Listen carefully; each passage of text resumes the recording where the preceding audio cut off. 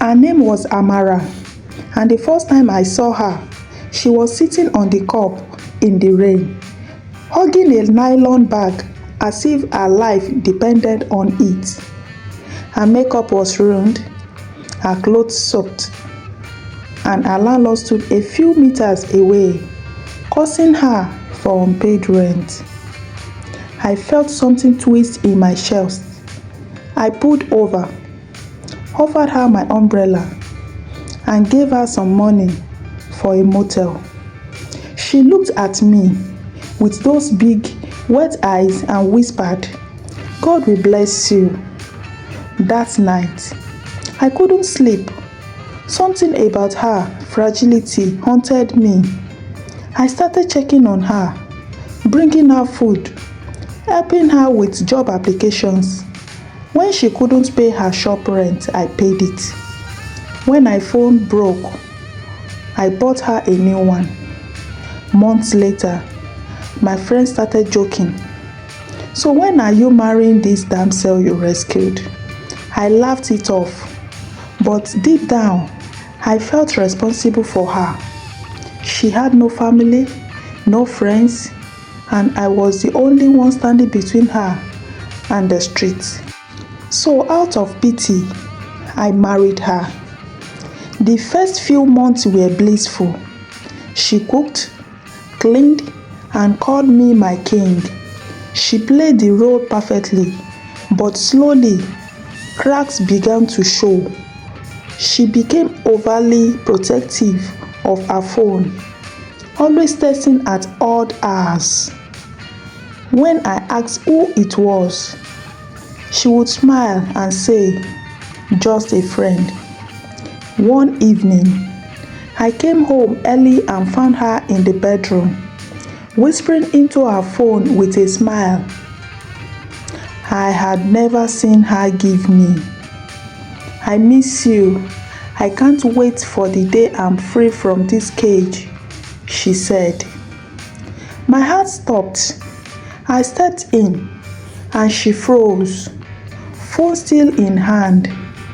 She did not even bother lying. She sat on the bed, eyes cold. "You were never the man I wanted," she said flatly. "You were just my way out." Those words cut deeper than a knife. I realized then that she had never been the helpless victim I thought she was.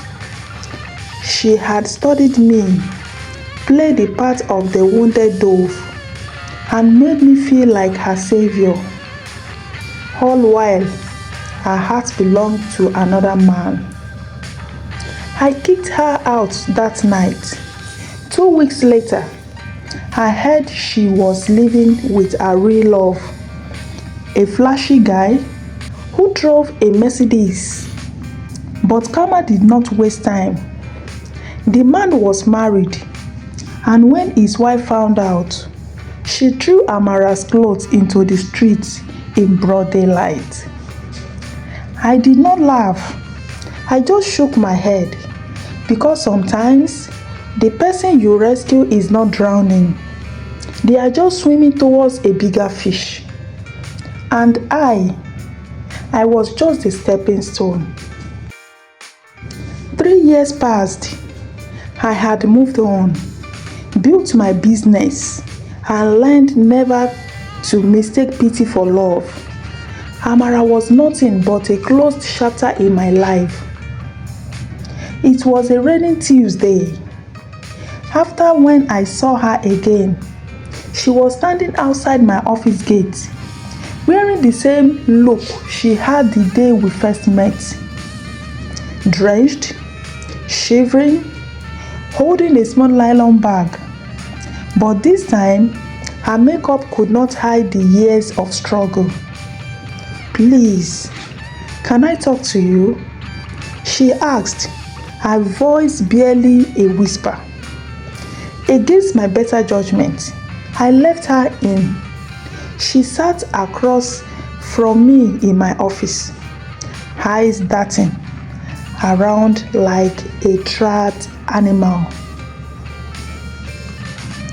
I made mistakes, she began. After you, everything fell apart. That man I left you for, he used me and threw me away. I have been sleeping in a friend's shop for weeks. I have nothing. Please help me start over. I leaned back in my chair, studying her. Once those same eyes had convinced me to marry her out of pity. But now, all I saw was the woman who had laughed behind my back, calling me a stepping stone. I will help you, I said slowly, but not the way you think. Her face brightened with hope. Thank you. I will give you the same thing you gave me, I interrupted. Pity and nothing more. I pulled out an envelope with just enough money for a bus ticket back to her hometown. She stared at it, her lips trembling. That is it? She asked. That is all, I said. You taught me a lesson, Amara. I don't save people who are just looking for another ship to sink. She sat there for a long moment, then stood without another word. She took the envelope and walked out into the rain. As I watched her go, I felt no anger, no regrets, only peace. Because sometimes the sweetest revenge is not giving them the chance to drown you twice. That weekend, I invited her to a charity dinner at a high-end hotel. I told her I wanted to introduce her to some wealthy friends who could fund her new business. She showed up looking like a shadow of her former self, with her cheap wig, borrowed dress, and desperation in her eyes. The banquet hall was full of familiar faces, my business partners, old friends, even my aunt, who had once warned me about her. But there was one more guest, Daniel, the flashy Mercedes driver she left me for. When she saw him, her face froze. When she saw his wife sitting beside him, her hands began to shake. I smiled, tapped my glass, and addressed the room. Ladies and gentlemen, this is Samara, a woman I once married out of pity. She is here tonight because she needs help starting over. But I believe the best help we can give her is the truth. I pulled out my phone and played an old voice recording of her laughing and saying to a friend, I will use him to escape poverty. Once I'm stable, I'm gone. Gasp filled the room.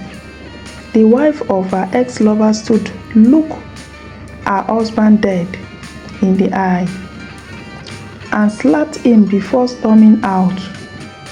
Daniel just sat there, humiliated. Amara's face crumpled. You set me up, she whispered. No, I said calmly. I just gave you the stage to tell the story you started years ago. She ran out of the hall, and that was the last time I ever saw her. Months later, I heard she left the city again. No friends, no lover, no safety net. And me, I walked out of that hotel with my head high, knowing one thing for certain.